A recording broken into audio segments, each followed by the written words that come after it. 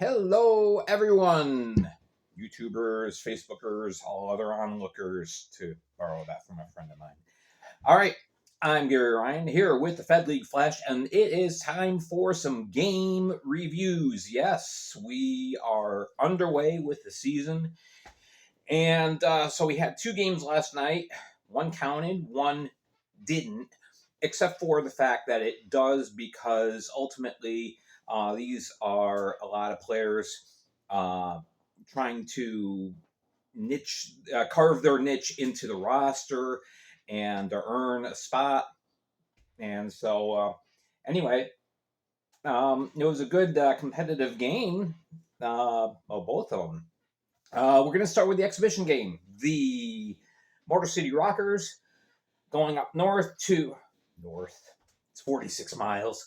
Uh, going up to Port Huron, and this was an exhibition game. I'm a little surprised. I just marked the attendance marked at 527. Surprised it wasn't a little bit more because Port Huron had done a great thing in offering um, free tickets to either Port Huron or Motor City Rocker season ticket holders. Um, and so, the Rockers fans could make the hour drive north and get to see the game for free. But nonetheless, yeah, it's early. There's other stuff going on. Attendance does tend to have some issues in the month of October, it seems like, when other stuff is going on. But anyway, all right. So the Rockers end up taking this game 4-2, and kind of an interesting, a couple interesting things. This game had a lot more flow to it than the Watertown Elmira exhibition game, and I only think that's because Port Huron and Motor City had 3 extra days of practice to get some team chemistry going, get the systems going. So it was a little cleaner. Yes, I did watch chunks of it. Of course, I was focused on the other game, but did pop in to the Port Huron game from time to time. So on the Motor City side, we had yeah. We had 2 goals from Pavel Stintsov, who's trying to earn himself a place in the roster. And one of those was a power play. There were only 4 penalties in this game, 4 minutes aside. So, and that was another indicator of a better flow of the game, is that there weren't a whole bunch of penalties called.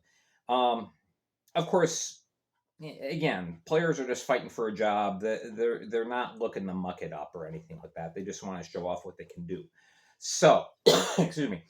Yeah, so Sintsov had the 2 goals. The game-winning goal came from Rocco Di Costanzo, and then also contributing was Glenn Robitaille.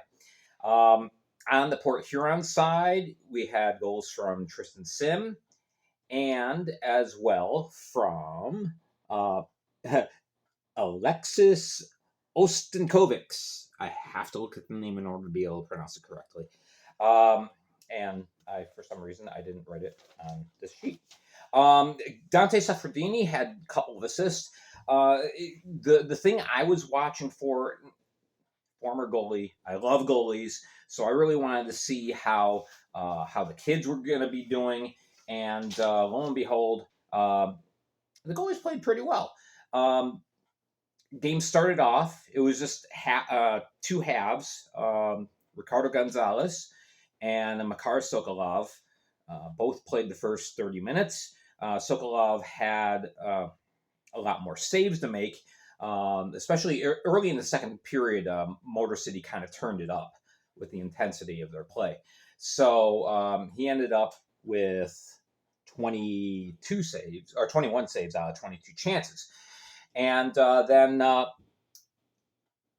taking over were Eli Bowers, who I've been particularly curious about, and he looked really good. And ended up getting the win.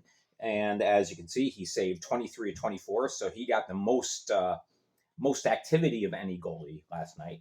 David Anderson played as well. Played well as well. Let's think that through. But yeah, really, it was a pretty good game. And so 3 stars of the game I did not mark. So I'm trying to remember. Well, Stinsov was number 1 star with the 2 goals. Tristan Sim got a 2nd star, and 3rd star went to, I believe it was Rorotai. Can't remember now. Thought I wrote it down, and I didn't. So it got late last night after the day I had yesterday at work. And once the games were done, I was done. All right, so then we went on to the big game, the first regular season game in Watertown, Danbury Hat Tricks. And this turned out, for the most part, pretty much how I expected. However, I did not expect it to be the Lord and Leeson show. Well, yeah, what a game by those two. Several players had outstanding games. Several players struggled, and you could see it. But again, it's very early in the season. A lot of these players have only had 3-4 days with a team in practice, so they're still trying to get in their groove. So it was pretty much expected. Of course, the hard thing was Danbury only had 2 natural defensemen on their roster available.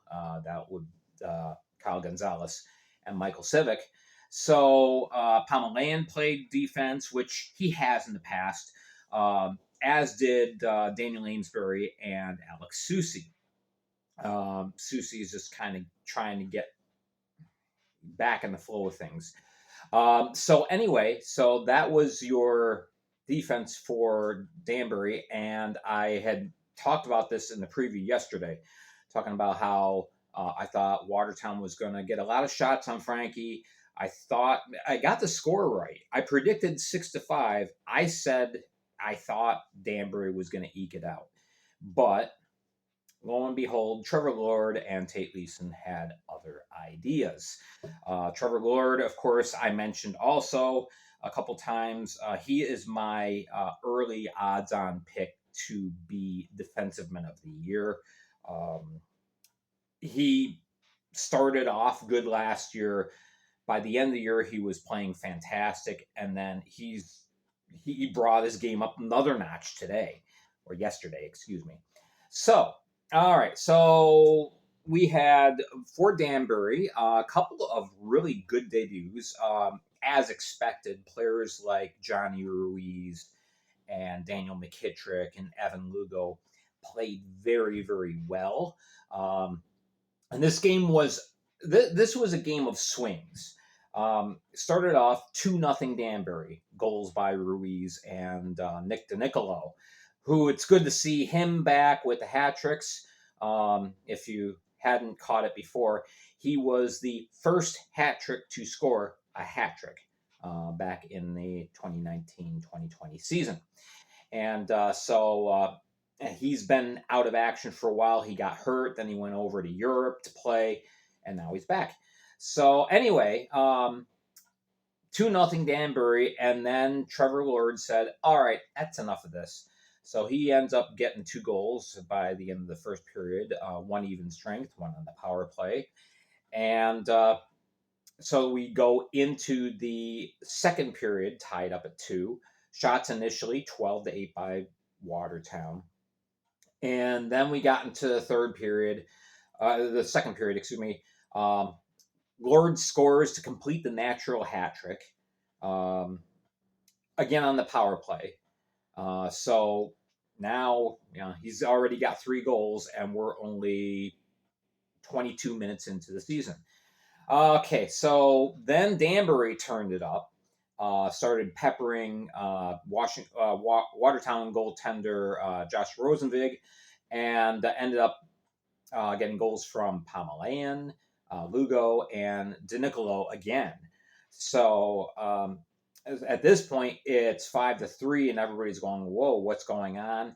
I was wondering for a couple minutes if Verbeek might either call a timeout or uh, pull Rosenvig for in favor of Bouchard, but he chose to stick with Rosenvig. He comes in again with a very high pedigree, played in the OHL. So anyway, there it is. It's 5-3, and bam, Watertown just turns it on. Two identical goals by Tate Leeson. Just sniped the shot right past McClendon's left ear both times. Just tremendous shots. And then with with about 6 minutes left, there's the game is getting chippy now. There's a lot of players in the box on both sides, and then Amesbury had already had a minor. Just gave a little shove to one of the Watertown players in the back. I didn't see who it was. I think it was Bechtold. But anyway, nothing major. It wasn't like a cross check or anything like that. He gets called for 2 minutes, sits down, and the ref said, "You're gone for 10." So skates off into the locker room. I thought the call was kind of curious, quite honestly. But nonetheless, now Danbury is down 5-3, and Trevor Lord adds his fourth goal on the power play. So, yeah, Lord had 3 goals on the power play, and Leeson had 1. So, yeah, all told, Lord with 4 goals and an assist for 5 points. He's star of the game. Tate Leeson, 2 goals, 3 assists, 5 points. And for Danbury, DeNicola ends up with 2 goals and assists for 3 points. So already we have a points leaderboard going. Lord and Leeson on top. And so Rosenvig got his first Fed win, and he struggled at times, but then, he really turned it on the third period. Third period, he made 3 just remarkable saves, and it's like, okay, this is the kid that was being hyped. This is, what we expected to see. Frankie McClendon, again, a lot of shots. Not much he could do on many of those shots, and so he ends up taking the loss, giving up 6. But this was not a typical Frankie game. He's a very good goaltender. Anybody in the Fed who's been in the Fed for a while will tell you that. So Danbury tonight, they look to return the favor as venues shift to Danbury Ice Arena for the rematch, 7 o'clock tonight. As well, Binghamton and Elmira get it on in Binghamton, 7 o'clock for the first game for both teams. I'm going to do a separate preview for that. I'm not going to do a preview for Watertown and Danbury because, we pretty much covered that yesterday when we just went through what happened today. Get a good idea of what you're going to be looking for. I don't think tonight's game in Danbury is going to be as high scoring. If I heard correctly from my sources, Eli Bouchard will be getting the start. And last I knew, Danbury was undecided whether to go with Parker Butler or to stick with McClendon. We'll find out game time. And then we'll see what happens in in Binghamton with Elmira and Binghamton. I am going to do a separate preview because there's a little bit of news I want to fit in with this. So there's 2 videos today, this one and the preview, which I'll be doing in a little while. All right. Always remember, we're here on the weekends on YouTube. During the week, I try to keep things up to date as much as I can on Facebook, depending on my work schedule. And, of course, Monday through Thursday, we're on Spotify podcasts there. So make sure to follow all the platforms, and we'll keep you up to date on what's going on in the Fed. All right, I'm Gary Ryan for the Fed League Flash. We will see you a little bit later.